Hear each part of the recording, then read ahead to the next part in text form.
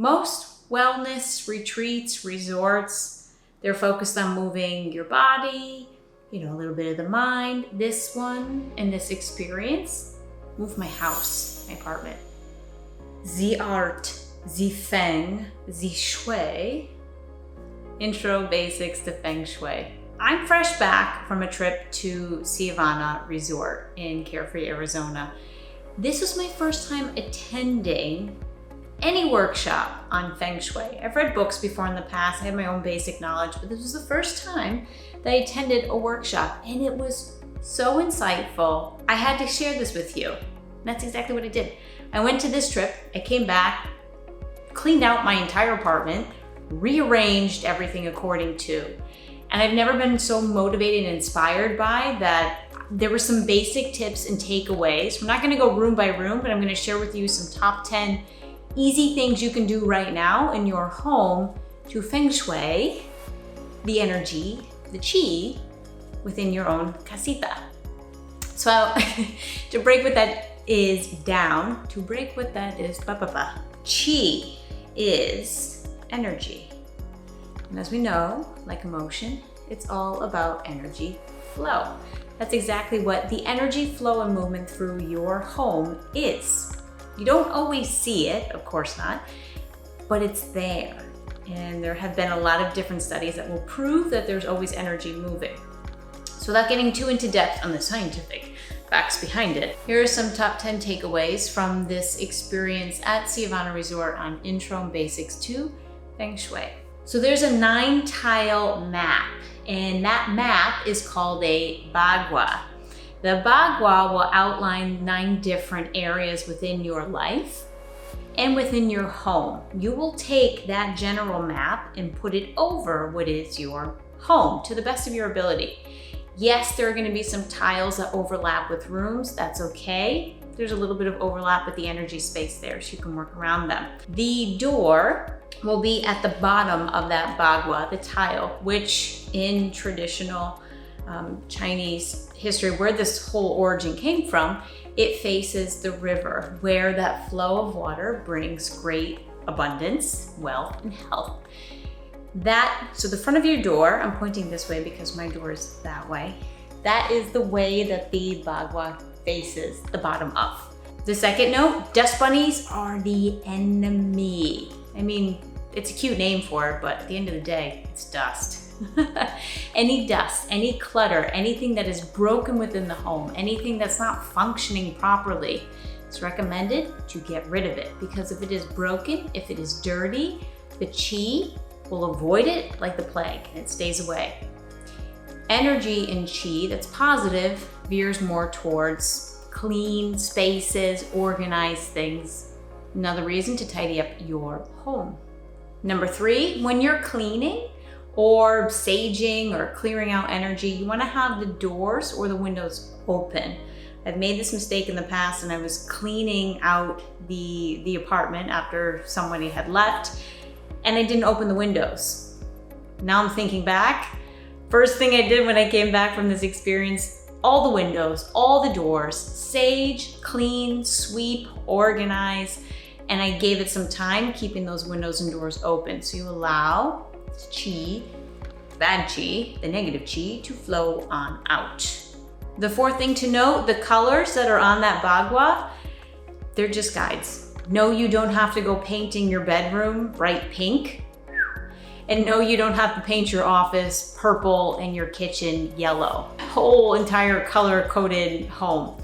You can use little elements of style that will aid in that, or even crystals, candles, little trinkets that you don't have to see. But no, you don't have to go to the paint store and start buying, let's see, that would be 8 different colors, because maybe the walls are already white. Number 5, red will stop or halt, and mirrors will reflect. So say I don't like that neighbor, which is kind of true. I'm gonna put a mirror that will face towards their wall. This way, any of the energy that they have veering towards me is going to bounce back at them. And you start to move and push that energy away or deflect it. When it comes to red, if you want to prevent any energy from draining down your sinks, which is recommended. You will get red tape. You can do electrical tape. I think I bought duct tape. And you put a little strip around the neck of the sink drain. That will prevent any of the energy in your home from draining on out. That goes for all sinks in the bathrooms, the kitchen.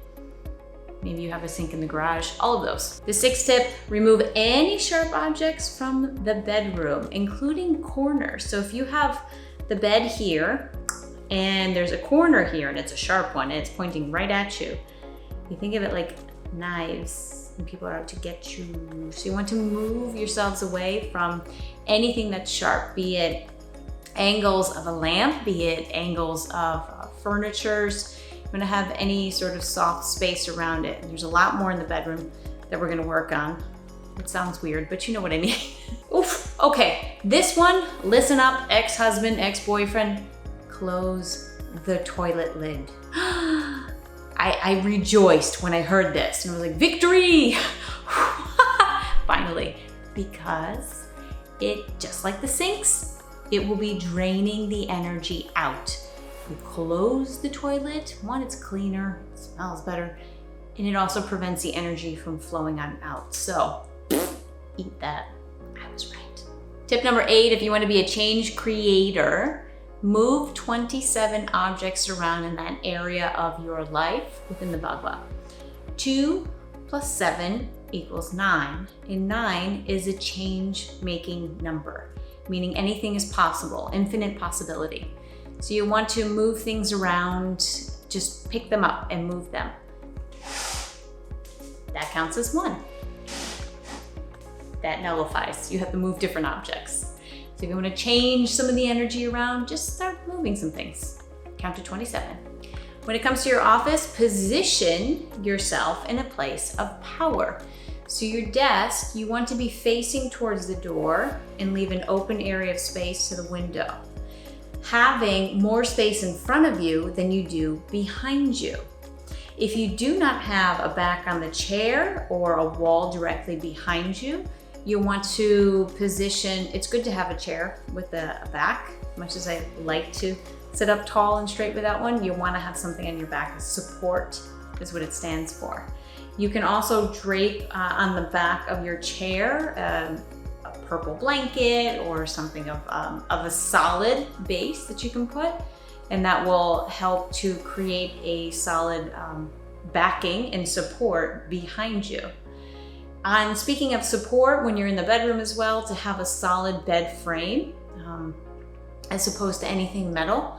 So metal will attract high creative energy, which I think in turn would be very good for the office, I think, for creative ideas and keeping yourself awake. In bed, you want solid and grounding, things that are less conduit towards energy. So hence wood and not metal. And speaking of the bedroom, the final tip in all of this, in your bedroom, EMF, meaning electromagnetic field, free the bedroom. Any device that plugs into the wall, including lamps, including any of your devices, keep them 6 feet plus away from your cabecita, from your head. Any of those emit waves, and that can in turn prevent you from sleeping properly. If you're not sleeping properly, your body will not be repairing itself properly. So you'll wake up, you'll be tired, and in the long term can lead to injury or illness. So remove any of that. Yes, go back to some candlelight at nighttime and do your best to move any of the lamps away, and perhaps notice if you are sleeping better. This goes beyond blue light, but all in general. EMF free your bedroom. There are 10 takeaways from the Intro to Feng Shui experience and workshop that I took at CIVANA Resort. Any of these you've heard of before, or have you heard of Feng Shui before? Anything that you do in particular to increase the energy flow of your home? I'd love to learn more. If you haven't already, subscribed to this channel, Live Free TV, for more tips like this that can increase your well-being, including your environmental space, your physicality, your mind, and the overall flow for health. And I look forward to seeing you in another upcoming video here. Hello.